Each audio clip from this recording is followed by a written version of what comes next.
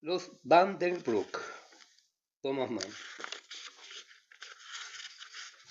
Capítulo primero. ¿Cómo sigue? ¿Cómo sigue? Sí, qué diablo. Esa es la cuestión. Ma très chère demoiselle. La joven señora Vandenbroek, sentada al lado de su suegra en el severo sofá barnizado de blanco, con tapicería de amarillo claro y decorado con una áurea cabeza de león, envió una mirada a su esposo arrellanado en una cercana poltrona e intentó ayudar a su hijita, que estaba encaramada en las rodillas del abuelo cerca de la ventana. Tony, dijo apuntándola, creo que Dios me... Y la pequeña Tony, una chiquilla de 8 años, que ocultaba su endeble complexión en el tornasol de un vestidito de seda, la dio un poco su rubia cabecita, alejándola del rostro del abuelo, y paseó su mirada por la habitación, en reflexiva actitud, como si no viera los objetos que en ella había, repitiendo por tercera vez, ¿cómo sigue? Y empezó con lentitud, creo que Dios me... Y ya con decisión continuó mientras su rostro se iluminaba. Ha creado lo mismo que a las demás criaturas. Sus palabras se deslizaron entonces sobre lisos carriles y pudo recitar de carretilla con radiante expresión todo aquel fragmento de catecismo que en este año 1835 acababa de ser revisado y promulgado con la aquiescencia del muy alto y sabio Senado. Una vez decidida, pensaba, se experimenta algo parecido a lo que le ocurría en invierno cuando, subida a la saga del trineo detrás de sus hermanos, emprendía un rápido descenso por la pendiente del monte de Jerusalén, y es que el pensamiento se desborda y ya no es posible retenerlo aunque se intente. Y me ha dado además vestidos y calzados, prosiguió, alimentos y bebida, habitación y corral, esposa e hijos, tierra de labor y ganados. Al llegar a este punto, el viejo John Vanderbroek soltó la carcajada. Era una risa peculiar, clara y sonora, que parecía tener preparada para semejantes ocasiones. Sin duda, había provocado aquel pequeño examen para desgrenar su risa, haciendo mofa del catecismo. Preguntó con chanza dónde estaban los campos y ganados de Tony, le pidió precio por un costal de trigo y se le ofreció como socio. Su cara redonda, rosada y de bondadosa expresión, imposible de trocarse en malévola, aparecía enmarcada en blanca cabellera empolvada cuidadosamente, de la que colgaba una corta trenza sobre el ancho cuello de su casaca gris topo. A los 70 años, nuestro hombre no había abandonado la moda de su juventud y prescindió únicamente de los galones que antaño adornaban las líneas de botones y los ribetes de los amplios bolsillos. Jamás se decidió a usar pantalón negro. Su doble papada ancha, hendida, llena de placidez, descansaba sobre el albo cuello de encajes de la casaca. La carcajada tuvo eco, más que nada por respeto y deferencia al jefe de la familia, la señora Antoinette Vanderbroek, Duchampin por su apellido paterno. Reía con su marido. Era una dama opulenta, de cabellos blancos peinados en espesos bucles. Llevaba un vestido negro rayado de gris claro, carente de adornos, como si quisiera revelar la modesta sencillez de su dueña, y con sus hermosas manos oprimía sobre el seno un pequeño pompadour de terciopelo. En el transcurso de los años, los rasgos de su fisonomía habían adquirido una maravillosa semejanza con los de su esposo. Sobre el trazado y sombría vivacidad de sus ojos descubrían su origen semi-latino, ya que descendía por sus abuelos paternos de una familia franco-suiza, aunque ella había nacido en Hamburgo. Su nuera, Elizabeth Vanderbroek Kreger, por su apellido, reía con una especie de risa propia de la familia, adelantando exageradamente los labios hasta que la barbilla se proyectaba contra el pecho, como la de todos los Kreger. Su figura era distinguida, sin que por ello pudiera ser considerada como una belleza. Con su voz clara y bien timbrada y sus gestos tranquilos, mesurados y suaves, daba a todos una impresión de confianza y de serenidad. Su cabello rojizo, que formaba moño en la nuca y artísticos bucles sobre las orejas, contrastaba con su fina y blanca tez salpicada de algunas pecas. Lo más característico de su rostro, de prominente nariz y pequeña boca, era la ausencia de toda depresión entre el labio inferior y la barbilla. Vestía una blusa de abombadas mangas sobre la que llevaba una chaqueta de vaporosa seda, y ésta dejaba libre su cuello correctamente torneado, ceñido por una cinta de satén de la que colgaba un rico medallón orlado de grandes grandes y fúlgidos brillantes. El cónsul se inclinó hacia adelante, sin levantarse de su asiento con gesto algo nervioso. Vestía una aterciopelada levita llena de guarniciones cuyas cónicas mangas se ceñían a su muñeca. Los estrechos pantalones eran de tela lavable, blancos con franjas negras en los costados. Alrededor del tieso cuello almidonado que aprisionaba la barbilla destacábase la tupida y ancha corbata de seda que cubría toda la abertura del abigarrado chaleco.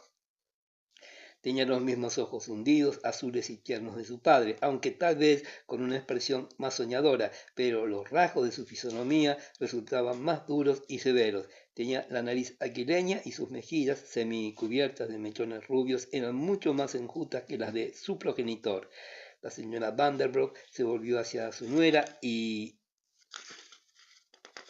apretándole el brazo con la mano, dijo al observar su reprimida risa: «Siempre lo mismo, mon vieux Betsy».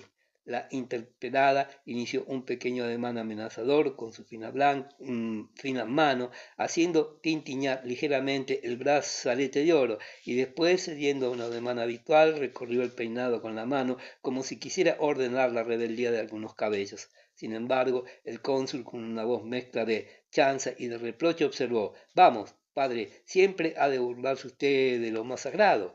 La escena ocurría en el Salón de los Paisajes, situado en el primer piso de la grande y vieja casa de la Mengestrasse, adquirida recientemente por la firma Johann Vanderbroek, en la que la familia habitaba desde hacía poco tiempo. Los tapices, algo separados de los muros, representaban amplios paisajes con idilios dieciochescos, todos matizados en suaves colores iguales a los de la fina alfombra que cubría el suelo. Veíanse en ellos jocundos vendimiadores activos, campesinos y elegantes pastoras con blancos corderillos en el regazo que aparecían en las márgenes de límpidos arroyuelos o cambiando besos con apuestos pastores. Todos aquellos paisajes perfectamente entonados con la tapicería amarilla de los muebles barnizados de blanco y los cortinajes de seda de ambas ventanas estaban iluminados por las luces también amarillas del crepúsculo. Para una estancia de tan vastas proporciones, los muebles resultaban más bien escasos. Una mesa redonda de patas esbeltas, rectas y lisas, con un sencillo adorno de talla, aparecía algo alejada del sofá, cerca de la pared opuesta, frente a un pequeño armonio sobre el que se veía la funda de una flauta. El resto estaba compuesto por severos sillones simétricamente colocados a lo largo de las paredes, una mesita de costura próxima a la ventana y en el lado opuesto al sofá un frágil secreter de lujo lleno de chucherías. A través de la puerta vidriada situada frente a la ventana se entreveía en la penumbra un peristilo y a la izquierda una elevada puerta de doble batiente pintada de blanco. Daba acceso al comedor. Al lado opuesto, en una chimenea semicircular resguardada por una rejilla de hierro ricamente labrada, chisporroteaba un buen fuego, pues el frío se había anticipado. En el exterior, más allá de la calle, el follaje de los tilos que rodeaban el cementerio de Santa María y estaba ya mustio y amarillento, a pesar de estar solo a mediados del mes de octubre, silbaba el viento al chocar con ímpetu sobre los macizos ángulos del templo ojival y caía una lluvia helada y tenue. En consideración a la anciana señora Vanderbroek había sido puestas ya las dobles ventanas. Era jueves, día en que por costumbre solía reunirse la familia, pero en el momento a que nos referimos, además de los parientes que residían en la ciudad, habían sido invitados a comer algunos amigos. Eran cerca de las 4 de la tarde y los dueños esperaban tranquilamente entre las sombras del crepúsculo la llegada de sus huéspedes. Sin hacer caso de la actitud de su abuelo, la pequeña Tony continuó su recitado, limitándose a adelantar, como muestra de desagrado, el labio superior ya de por sí algo prominente. Sentíase en la falda del monte de Jerusalén e incapaz de contener el impetuoso arranque, continuó de carretilla. ¿Verdad que lo sé, abuelito? Caramba, vaya si lo sabes, exclamó este con el tono de quien se siente picado por la curiosidad. ¿Has oído? Mamá lo sabe. ¿No podríais decirme quién? Cuando el choque es caliente, prosiguió Tony haciendo movimientos afirmativos con la cabeza, cae el rayo, pero si el choque es frío, entonces estalla el trueno. Luego, con énfasis, se cruzó de brazos, paseando sus miradas por el regocijado auditorio, con quien hasta está seguro del éxito. Al señor Vandenbroek, sin embargo, no le hizo gracia aquella prueba de sabiduría y trató de averiguar quién había enseñado a la niña tamaña simpleza, cuando supo que la culpable era Ida Husman, aquella joven natural de Marienberg, tomada hacía poco tiempo como institutriz de los pequeños, el cónsul se vio obligado a defenderla. Papá, es usted demasiado severo. No es natural que en esa edad tenga que cumplir a ciertas ingenuas imágenes para explicar algunos fenómenos. Excuse, mon cher, me sed una folie. Ya sabes que me saca de quicio en el que metan semejantes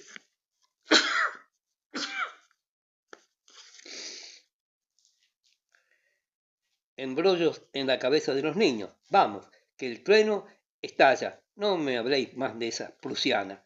Al anciano señor nunca le había agradado Ida Junkermann, y no es porque él fuese un hombre inasequible, ya que había visto algo de mundo. En el año 13 visitó en un coche de 4 caballos todo el sur de Alemania en calidad de abastecedor de trigo del ejército de Prusia. Había estado en Ámsterdam y en París, y como persona comprensiva no era capaz de censurar cuando estuviese más allá de las puertas de su querida ciudad natal. Pero, sin embargo, y dejando a un lado el trato comercial, era más inclinado que su hijo el cónsul a establecer rígidas fronteras para sus relaciones y rehuía el contacto de los extraños. Por eso, cuando al regreso de un viaje a la Prusia occidental llegó con sus hijos aquella muchacha de 20 años, una especie de niño Jesús, una huerfanita, hija de un posadero muerto un poco antes de la llegada de los Vanderbilt a Marienberg, el cónsul tuvo que sostener por semejante atrevimiento una violenta polémica con su padre, en la que el viejo señor solo usó vocablos franceses o del bajo alemán. Ida Schumann, por otra parte, había demostrado hacendosa, era un haya perfecta para los niños y con su lealtad y ese característico trato de los prusianos para medir las diferencias sociales, se había granjeado general estimación. Imbuida de principios aristocráticos, distinguía perfectamente los círculos sociales, por ejemplo, a las personas de la clase media de otras de una clase media inferior. Ida sentíase orgullosa de alternar aún como figura subalterna en las esferas elevadas y miraba con disgusto la propensión de Tony a trabar amistad con algunas condiscípulas que, a juicio de la señorita Holtman, pertenecía a la humilde clase media. En este momento la joven prusiana apareció en el vestíbulo y atravesando la puerta vidriera entró en la habitación. Era una muchacha bien desarrollada, huesuda, vestida de negro, con el cabello liso y un rostro que reflejaba honestidad. Conducía de la mano a la pequeña Clotilde, una endeble criatura de opacos cabellos castaños, vestida de floreada indiana y que por su aspecto general parecía una vieja solterona. Era hija de un sobrino pobre del señor Vandenbroek, inspector de Hacienda, que residía en Rostock, y por tener la misma edad que Tony y un carácter dócil y sumiso, era educada en la casa al lado de su primita. Todo está arreglado, dijo la señora Hultman arrastrando la R, letra que desde su infancia no consiguió nunca pronunciar. Clotilde se ha mostrado tan activa en la cocina que no ha dejado a Trina hacer casi nada. El señor Vandenbroek no pudo evitar una sonrisa despectiva al escuchar el extraño acento de ira, mientras el cónsul, acariciando la mejilla de su sobrina, exclamó: «Bien, Tilda, así debe hacerse, rezar y trabajar. Esto es lo justo. Tony debía seguir tu ejemplo. Es demasiado propensa a la ociosidad y a la tontería». Tony agachó la cabeza y miró de soslayo a su abuelo, persuadida de que siempre saldría en su defensa. No, no, interrumpió este. Tony, levanta la cabeza. Courage, cada uno tiene su carácter. Tilda es una buena muchacha, sí, pero nosotros no le vamos en saga. No soy razonable. Betsy preguntó a su nuera, que generalmente asentía a sus palabras, mientras la señora Antoinette, más por sagacidad que por convicción, solía ponerse siempre de parte del cónsul. Así ambas generaciones se daban mutuamente las manos en la chaise croisée. Es usted muy bueno, papá, declaró su nuera. Sí, Tony llegará a ser una mujercita hacendosa y equilibrada. ¿Han vuelto ya los chicos de la escuela?, preguntó Aida. Tony, que, encaramada en las rodillas del abuelo, divisaba la calle a través de la ventana, gritó casi al mismo tiempo: ¿Por qué la Johnnystrasse viene Tom y Christian? Y el señor Oftender y el doctor, el campanil de Santa María desgranó los sones de su carillón. Pam, pim, pam. Era un confuso e inclasificable repique que no carecía de majestad, y mientras la campana grande y la pequeña anunciaban los cuatro, en solemne y grave lenguaje, sonó también la campanilla de la mampara que había en el portal, anunciando la llegada de Tom y Christian, en compañía de los dos primeros invitados, el poeta local, Jean-Jacques Hofstede, y el doctor Grabou, médico de la casa.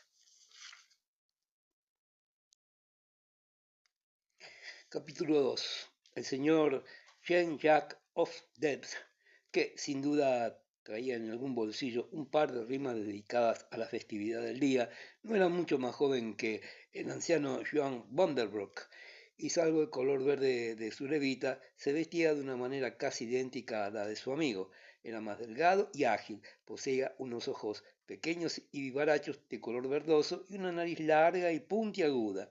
Mil gracias, dijo, después de estrechar la mano a los caballeros y obsequiar a las damas, especialmente a la consulesa, de quien era ferviente admirador, con escogidos compliments y finezas que hoy ha olvidado la nueva generación y que entonces solían acompañarse con una ligera y afable sonrisa.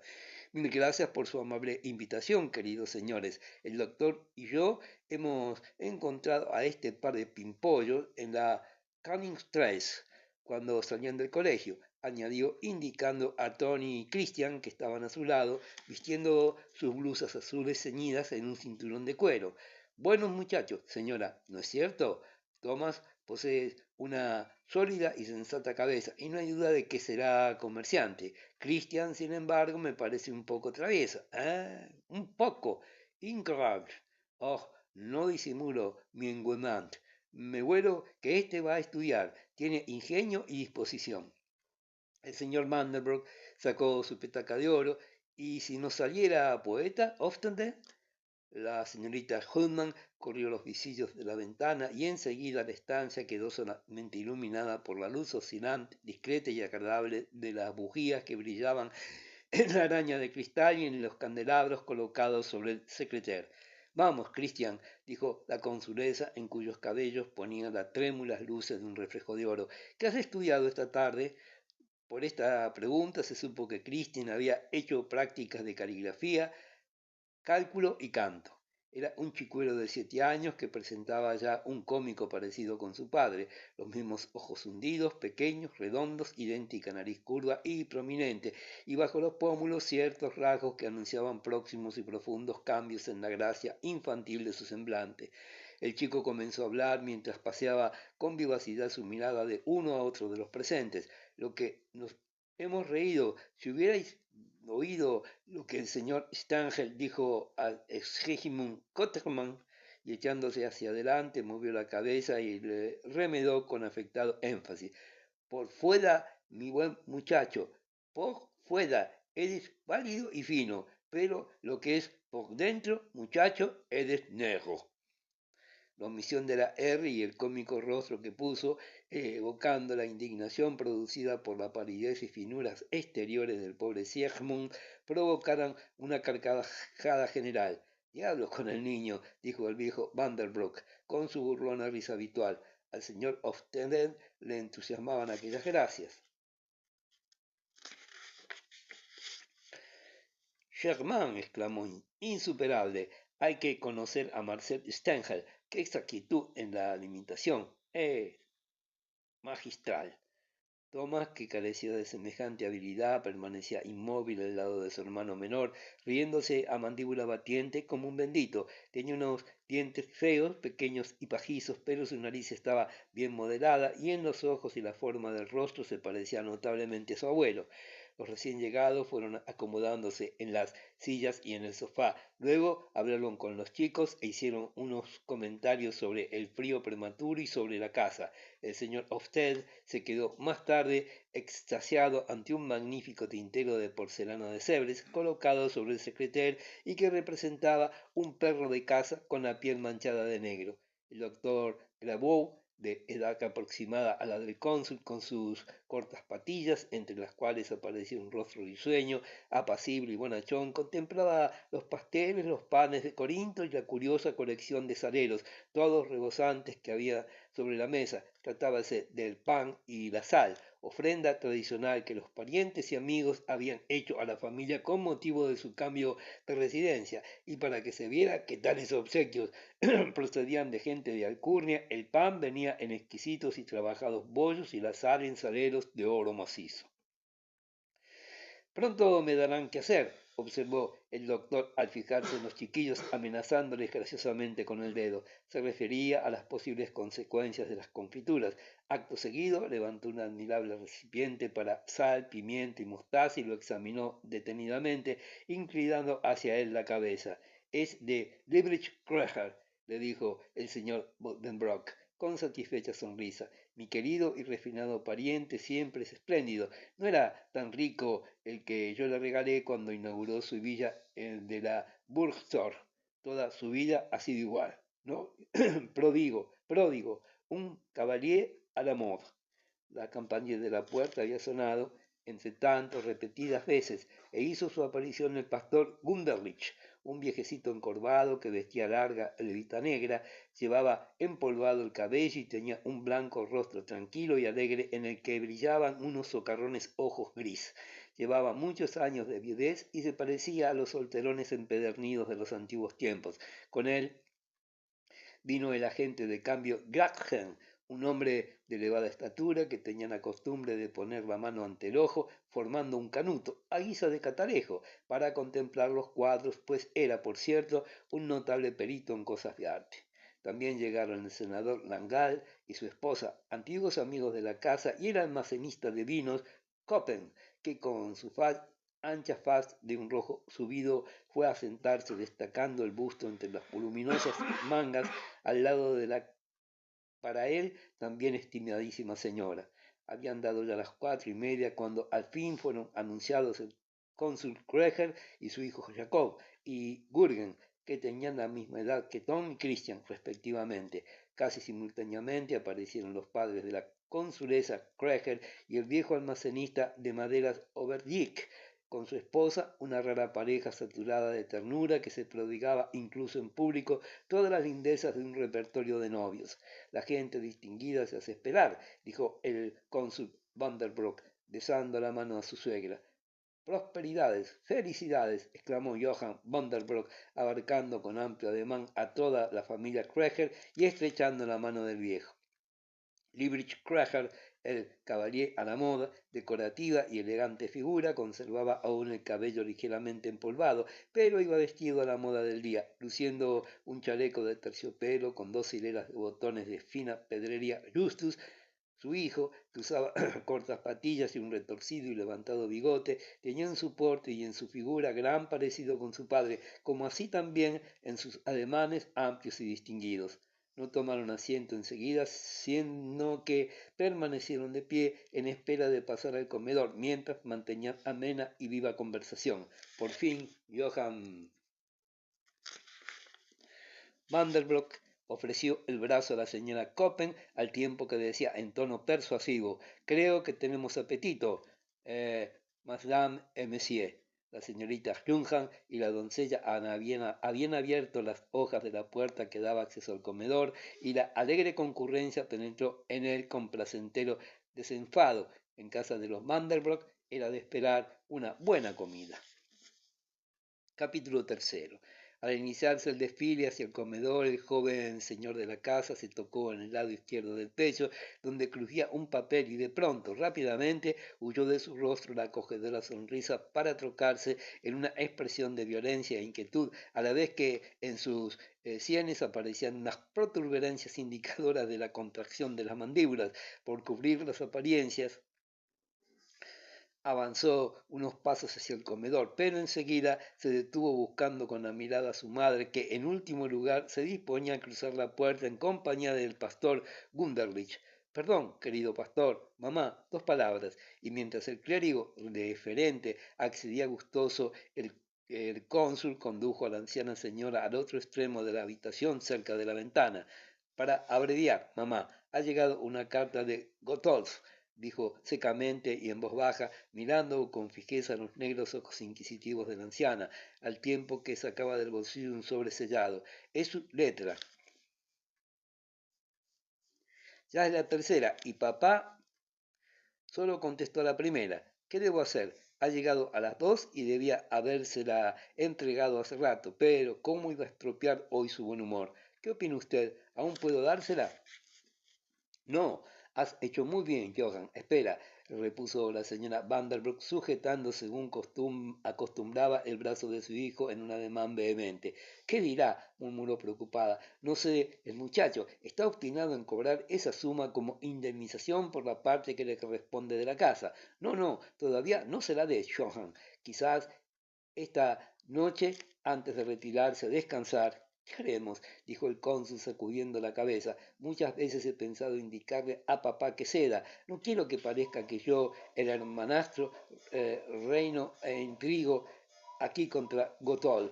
Hasta por atención a papá debo evitar hacer semejante papel, pero si he de proceder honradamente, al fin y al cabo no soy más que un socio.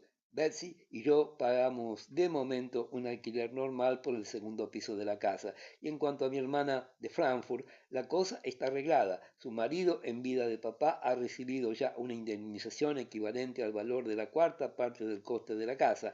Es un negocio ventajoso que papá ha preparado con mucho tacto y prudencia y que ahora para la sociedad resulta en extremo satisfactorio. Y si papá mantiene actualmente frente a Goldberg esta actitud, reacia solo es por... No desatines, Johann.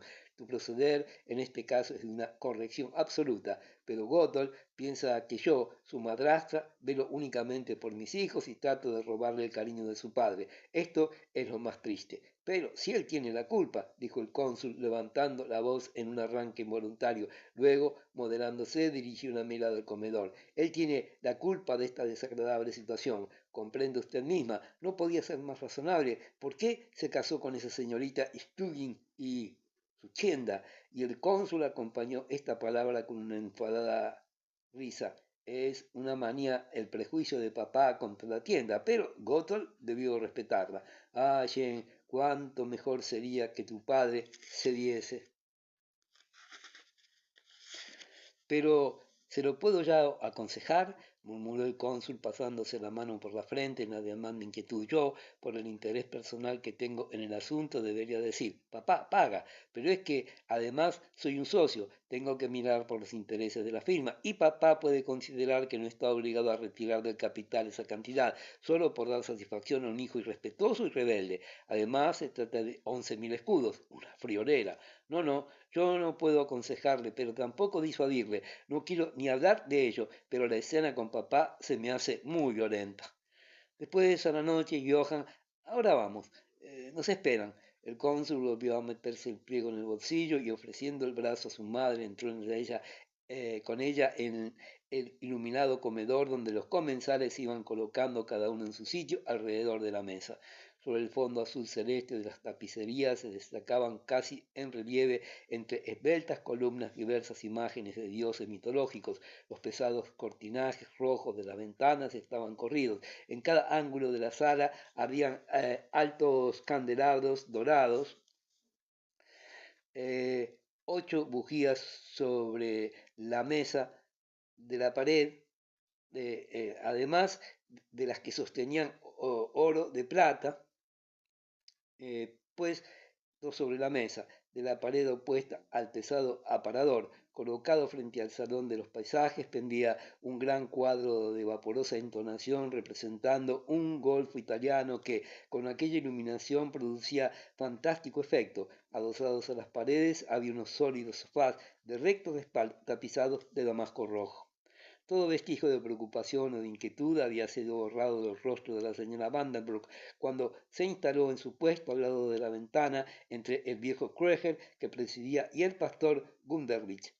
Buen apetito, dijo, acompañando estas palabras con su característico gesto de cabeza, enérgico y breve, mientras deslizaba su mirada a lo largo de la mesa, deteniéndola en el lugar donde estaban sentados los pequeños. Capítulo cuarto. Con todo respecto, Vanderbroek, lo he dicho, resonó la potente voz del señor Coppen dominando la conversación general. Mientras tanto, la doncella, vestida con grueso corpiño alistado, del que surgían sus rojos brazos desnudos y blanca cofia prendida en la nuca, comenzó a servir, ayudada por la señorita Hullman y la criada de la consulesa, la sopa vegetal con pan tostado, de la que más de uno llenó cuidadosamente su plato. Qué agradable es tener una propiedad, qué severidad, qué nobleza. Quiero decir que aquí es donde se vive. Quiero decir, el señor Coppen no había tenido amistad con los anteriores propietarios de la casa, pues era rico desde hacía poco tiempo y no descendía de una familia distinguida. A pesar de proponérselo, no conseguía eliminar de su lenguaje ciertos estribillos dialectales, como, por ejemplo, el uso excesivo del quiero decir. Buen dinero ha costado, gruñó secamente el señor Graham, que debía de saberlo de buena tinta mientras contemplaba la pintura del golfo italiano a través de sus manos formando un canuto.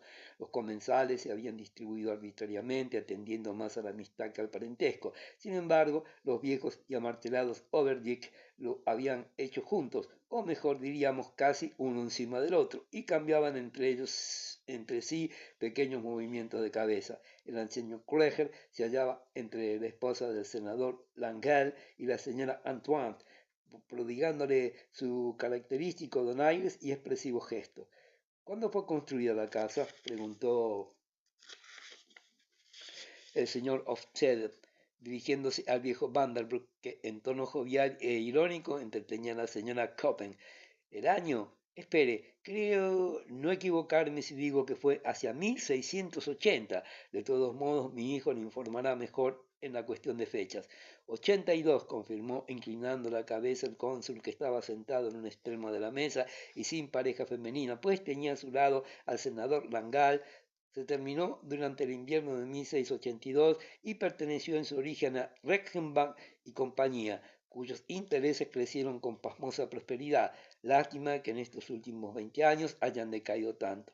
Durante medio minuto se produjo un general silencio, cada uno con la mirada fija en su plato. Pensaba en el caso de que aquella familia tan elevada antaña, que estaba en total decadencia, arruinada, expulsada de ella. Sí, es triste, observó Graham, y más aún cuando se piensa en la locura que originó esa ruina. Si Dietrich Ratchenbach no se hubiera asociado a Helmach, solo Dios sabe lo que me horroricé cuando éste fue nombrado administrador.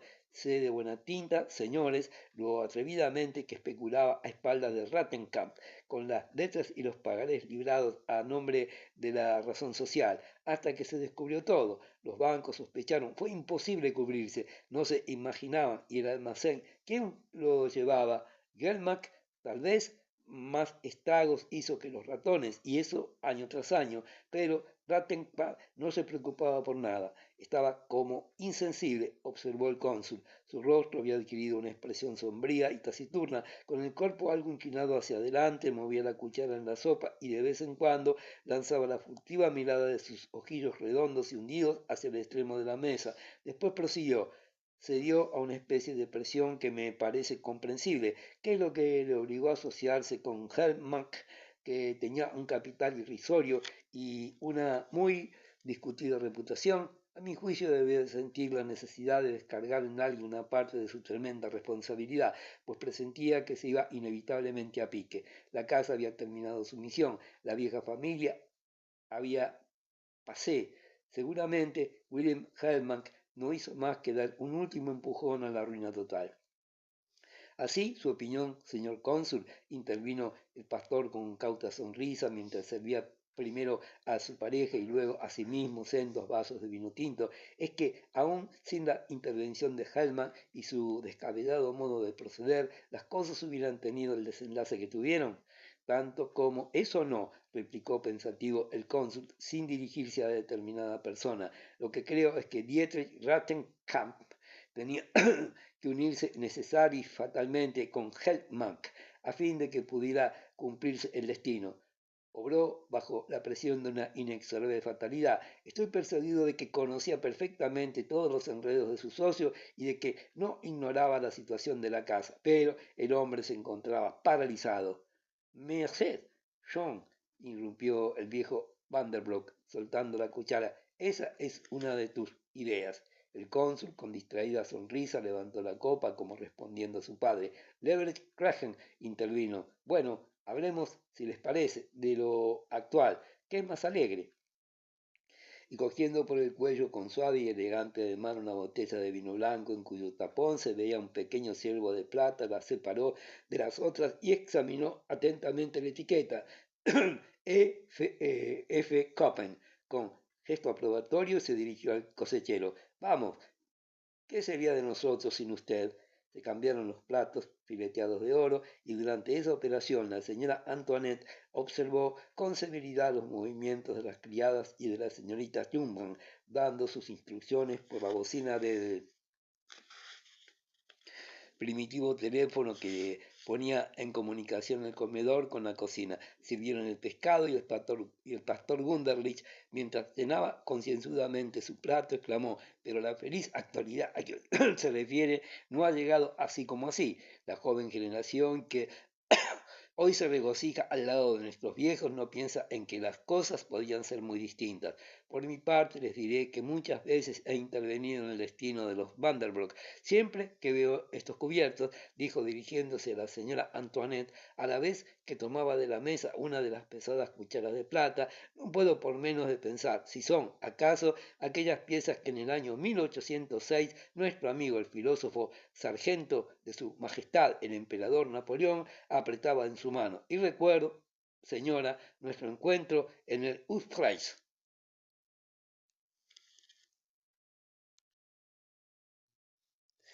La señora Vandenbroek bajó la mirada, iniciando una sonrisa entre embarazosa y provocadora. Tom y Tony, a quienes estaba prohibido el pescado, y que desde un extremo de la mesa seguían con vivo interés la conversación de los mayores, gritaron al unísono, cuéntelo, cuéntelo, abuelita. Pero el pastor, comprendiendo que a la anciana señora le era penoso hablar de aquel caso, de por sí molesto, comenzó en vez de ella por centésima vez la antigua historia escuchada también por centésima vez con arrobamiento por los niños y que probablemente era ignorada aún por algunos de los circunstantes.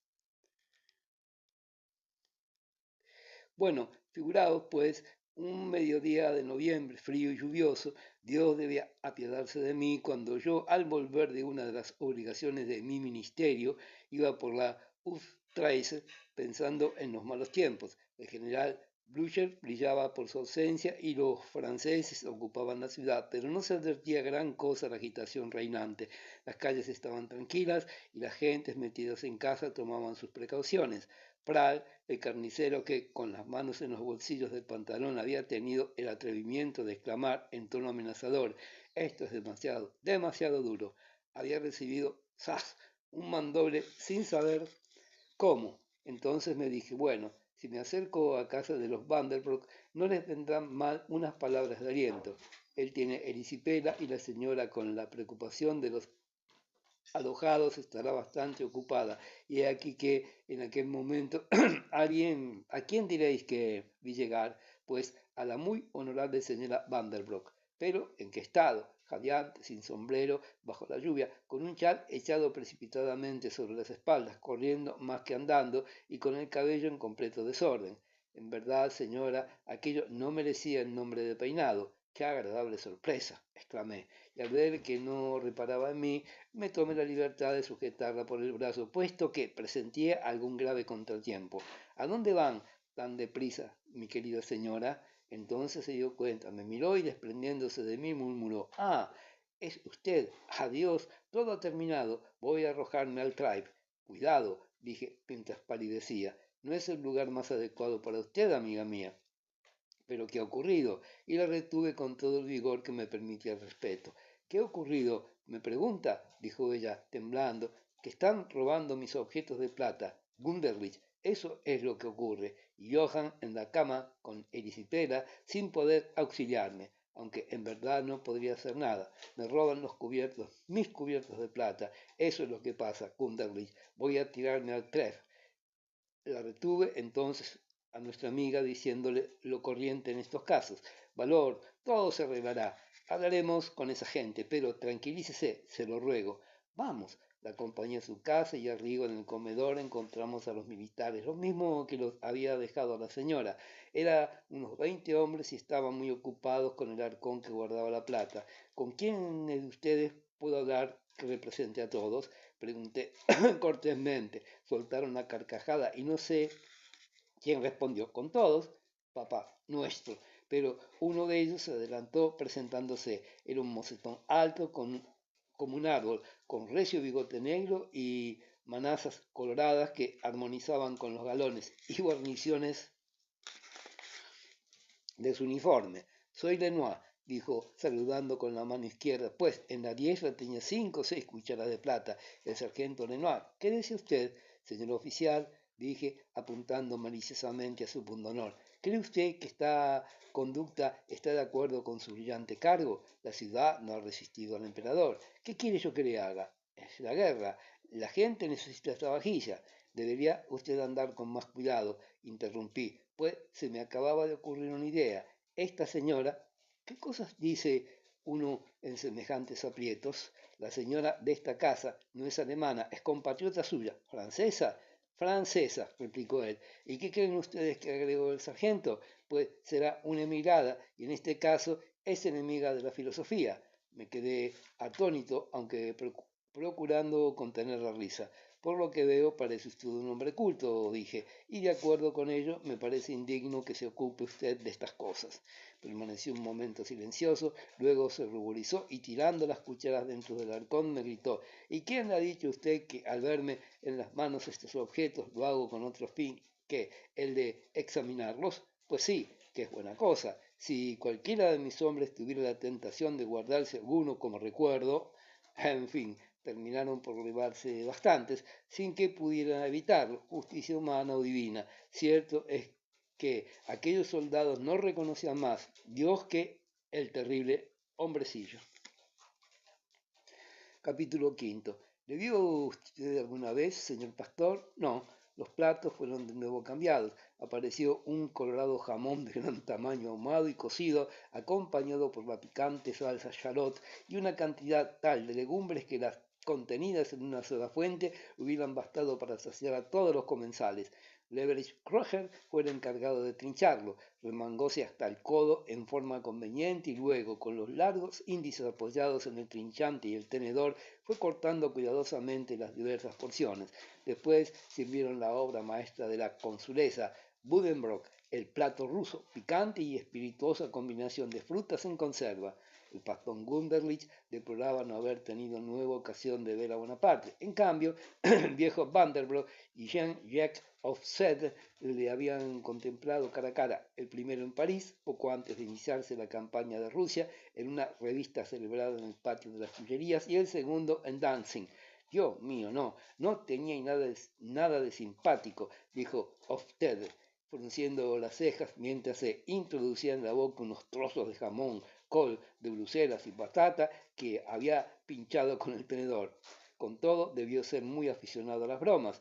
En Danzig se contaban esta anécdota. Decían que después de andar todo el día en danza con los alemanes, y no ciertamente de un modo inofensivo, por la noche organizó una partida de juegos con sus generales. «Ne sais pas rap», dijo tomando de la mesa un puñado de oro.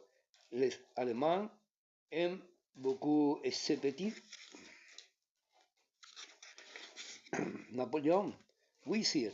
Plus que le grand, contestó Rapp, entre un estrepitoso regocijo, pues Ofsted había referido la anécdota con cierta gracia, remedando los gestos del emperador, agregó el viejo Vanderbilt. Dejando las bromas a un lado, aquel extraordinario talento merece nuestro respeto. ¡Qué carácter el suyo! El cónsul movió tristemente la cabeza. Claro, dijo, nosotros los jóvenes desconocemos la grandeza del hombre que asesinó al duque de Enghien e hizo dar muerte a 800 prisioneros en Egipto. Es muy probable que todo eso haya sido exagerado y falseado, replicó el pastor Gunderlich. El duque debió ser un hombre caprichoso y rebelde. En cuanto a los prisioneros, parece ser que su ejecución fue en virtud de la sentencia de un consejo de guerra, celebrado con las debidas garantías. Para corroborar esto, habló de un libro publicado hace unos años que él había leído mereciéndole la máxima confianza, pues estaba escrito por uno de los secretarios de Napoleón. De todos modos, insistió el cónsul en tanto que despabilaba una de las velas, no puedo comprender a qué obedece la admiración que provocan esos hombres desarmados. Como cristiano y como hombre, por tanto, de sentimientos religiosos, mi corazón no se hace eco de semejantes simpatías. Su rostro había tomado una expresión solemne y puritana, en tanto que su padre y el pastor Gunderley parecían cambiar una leve sonrisa. Sí, sí, intervino Johann Vanderbroek, pero eso no impide que aquellos pequeños Napoleones fueran buenos. Y luego agregó, mi hijo es más entusiasma de Luis Felipe. ¿Entusiasma? Repitió Ostende, algo mordazmente. Qué curiosa asociación de ideas. Felipe, igualdad y entusiasmo. Válgame Dios, me parece que tenemos bastantes cosas que aprender de la monarquía de Julio. Continuó el cónsul con seriedad, muy convencido de lo que decía. Las tendencias del constitucionalismo francés en relación con los nuevos ideales y los intereses prácticos de la época son algo muy digno de gratitud. ¿Ideales prácticos? Bueno, sí, y el viejo Vanderbroek, en un momento en que daba descanso a sus mandíbulas, sacó una tabaquera de oro. Ideales prácticos. Bah, no me dicen nada. Sintiéndose molesto, continuó en dialecto. Ahora van prosperando las empresas industriales, las instituciones técnicas y las escuelas de comercio, mientras los liceos y la educación clásica se convierten repentinamente en betis. La gente solo se preocupan de minas, de industrias, de ganar dinero. Bravo, no está mal del todo eso, pero por otra parte encuentro un poco estúpido. En fin, no he dicho nada, Chen. La monarquía de Julio es una gran cosa. No obstante, el senador Langal y los señores Graham y Coppen tomaron partido por el cónsul. Ciertamente, claro es, se hacía necesario observar una gran circunspección frente al gobierno francés y al paralelismo que parecía iniciarse en Alemania en relación con aquel. El señor Coppen había enrojecido durante la comida y jadeaba visiblemente. En cambio, el rostro del pastor Gunderlich continuaba blanco, terso y despejado, aunque con toda euforia iba apurando vaso tras vaso. Las velas ardían lentamente, iban extinguiéndose y despedían de vez en cuando, al mover el aire algunas de las llamas, un suave olor a cera que se esparcía por toda la sala. Los comensales estaban sentados en cómodas sillas de alto respaldo, comían con magníficos cubiertos de maciza plata, sabrosos y abundantes manjares, bebían fuertes vinos de excelentes marcas y expresaban sin traba alguna sus respectivas opiniones. Pronto se rozaron las cuestiones de negocios insensiblemente comenzaron a usar el dialecto cómoda, aunque pobre, forma de expresión en la que parece darse la concisión propia del lenguaje comercial, cuanto con una desenfrenada negligencia y a veces ciertas salpicaduras de una ironía exagerada y bonachona. No decían en la bolsa, sino en bolsa, terminando la frase con aire satisfecho. Las señoras no intervinieron mucho en aquel debate. Madame Kreger, en el uso de la palabra, peroraba ante ellas sobre el modo de preparar un plato muy apetitoso, carpas en vino tinto, después de ser cortadas adecuadamente, deben ponerse en la cacerola con cebollas, clavos y bizcochos, mezclándolas con azúcar y una cucharada de mantequilla. Luego se colocan al fuego, pero nada de lavarlas, que, queridas, es preciso que conserven toda la sustancia. El viejo Kreger prodigaba sus más agradables ocurrencias. Su hijo, el cónsul Justus, sentado junto al doctor Grabow en un extremo de la mesa al lado de los niños, hablaba alegremente con la señorita Hutman. La joven tenía animados sus pálidos ojos y, según su costumbre, hablaba alegre, alzaba el tenedor y el cuchillo, moviéndolos lentamente de un lado al otro. Hasta los Overdick se mostraban alborozados y vivaces. La vieja consulesa había consagrado un nuevo modelo de lisonjear a su marido y lo prodigaba con tal efusión que ponía en peligro la estabilidad de su cofia. La conversación concentróse en un solo punto, cuando Jean-Jacques Ofde inició su tema favorito, aquel viaje a Italia, realizado 15 años antes en compañía de un rico pariente hamburgués. Habló de Venecia, Roma y el Vesubio, evocó la villa Borghese, donde el difunto Goethe escribió una parte del Fausto, y recordó con delectación las fuentes estilo Renacimiento que daban frescura al ambiente y las bien cuidadas sendas tan propicias a un dulce divagar. Y en ese instante alguien hizo alusión al inmenso y descuidado parque que los Vanderbroek poseían detrás de la Burgstore. Sí, amigo mío, confesó el viejo, me reprocho el no haberme ocupado a su debido tiempo de arreglar aquello un poco. No hace mucho estuve que por allí y es verdaderamente una vergüenza. Un bosque virgen y sería una bonita propiedad si se cuidara el césped y se podaran debidamente los árboles y arbustos, dándoles artísticas formas cónicas y cúbicas.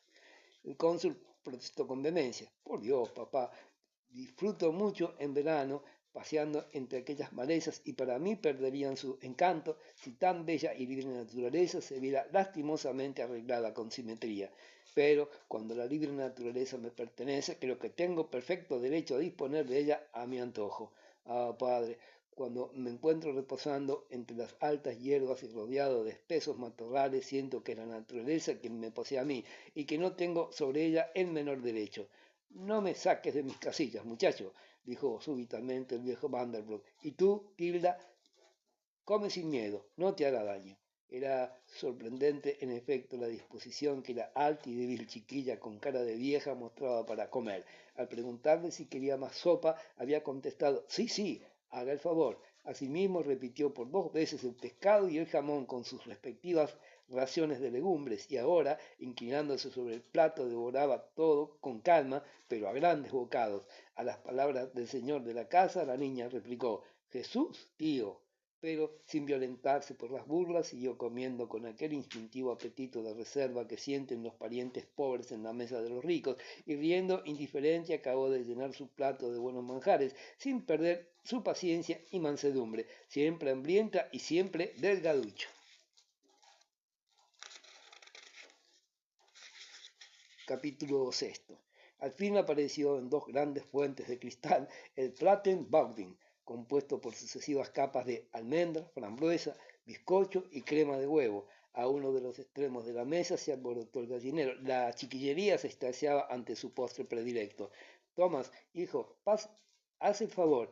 Y el viejo Johann Vanderbroek agregó, mientras sacaba del bolsillo de su pantalón un gran manojo de llaves, en la segunda bodega, a mano derecha, segundo anaquel, detrás del burdeos tinto, trae 2, ¿sabes? Y Thomas, entendiendo en este asunto, se alejó con apresuramiento, no tardando en volver con las 2 botellas cubiertas de polvo y telarañas. Más bien hubo probado de ellas el dorado zumo de la dulcísima ambrosía servida en copitas de postre. Llegó el momento en que el pastor Gunderly creyó oportuno levantarse y en tanto que enmudecían todos los comensales, levantó el brazo que sostenía la copa y dio comienzo a los brindis, usando elegantes frases y jugoso estilo, con la cabeza un poco ladeada, contraídos los labios por una fina y maliciosa sonrisa y accionando diestramente con la mano libre, comenzó a perorar en aquel tono tan suyo, espiritual, sencillo y agradable que caracterizaba sus predicaciones en el púlpito. Ea, pues, honrémonos, carísimos amigos, paladeando una copa de este delicioso vino y hagamos votos por la prosperidad de nuestros respetados anfitriones en su nuevo hogar. Brindo por la felicidad de la familia Vanderbroek y todos sus miembros presentes y ausentes. A su salud. El cónsul pensó en su interior sobre aquello de los ausentes, doblando un poco el cuerpo ante las copas que hacía él se tendían. Se refería Gunderlich solamente a los de Frankfurt y tal vez a los du Champagne de Hamburgo, o lo decía con ciertas reservas mentales. Estilóse para chocar su copa con la de su padre y en sus ojos apareció una tierna mirada. A continuación se levantó el corredor Ratgen, empleando algún tiempo en su discurso y al finalizar dedicó el brindis con voz chillona a la razón social Johann Vanderbroek, haciendo votos por su desarrollo, prosperidad y grandeza para honor y gloria de la ciudad. Luego Johann Vanderbroek, como cabeza de familia, dio las gracias por tan amables frases y envió a Thomas en busca de una tercera botella de aquel vino especial para los brindis. Sus cálculos de que 2 hubieran sido suficientes habían resultado erróneos. También habló Lebrecht Krüger y se limitó a hacerlo sentado, quizás para dar una mayor impresión de familiaridad, gesticulando con la cabeza y los brazos y dedicando su brindis a las 2 señoras de la casa, la anciana Antoinette y la consulesa. Cuando terminó y ya casi había desaparecido el Plattenpaulding y el vino de las copas, Ostade se levantó lentamente, siguiendo acogido con un de general expectación y un alegre y anticipado aplauso de la gente menuda. Después de una tosecita preparatoria, comenzó: «Oui, excusez, no puedo ser menos». Entre tanto se frotaba suavemente su aguda nariz y sacaba del bolsillo de la levita un papel. Un profundo silencio reinó en la estancia. La hoja que tenía en la mano era un divertido batiburrillo que rodeaba un óvalo central bordeado de flores rojas y dorados arabescos. En él leyó nuestro nombre, las siguientes palabras: con motivo de la simpática fiesta de inauguración de la nueva casa de la familia Vanderbilt, octubre 1835. Y acto seguido, con voz ya un poco cascada y temblorosa, prosiguió: «Oh, mis nobles amigos, hoy la ofrenda no ha de faltar, leal a vuestro anhelo de recibirme en cómoda vivienda que en sus designios os concede el cielo. Para ti, viejo amigo y digna esposa, y la alegre pareja juvenil, dedico el tono de mi humilde glosa, plateados cabellos, voz de abril, porque juntéis la voluntad osada en castas nupcias de un origen sano, con la dulce belleza recatada, Venus Andiómena con Vulcano. Que la dicha corone vuestra vida y que jamás una inquietud malsana venga a turbar con ponzoñosa herida la tibia claridad de la mañana. Y estos mis votos de un feliz futuro, cual ricos manantiales de alegría, siempre repetiré, digo seguro, como veréis en esta expresión mía. Vivid felices en la mansión nueva y guardad vuestro afecto y simpatía a este cansado célibe que os lleva sencillo ramillete de su poesía». Al terminar hizo una profunda reverencia. La composición fue recibida con un sincero y entusiasta aplauso. «Charmant Ostede», exclamó el viejo Vanderbilt, «magnífico, a fe mía que es magistral». Cuando al mismo tiempo bebieron la consuleza y el poeta, ella se ruborizó porque la dama había observado perfectamente la inclinación que hizo el poeta dirigiéndose a ella al recitar el verso: «Venus Andiómena con Vulcano».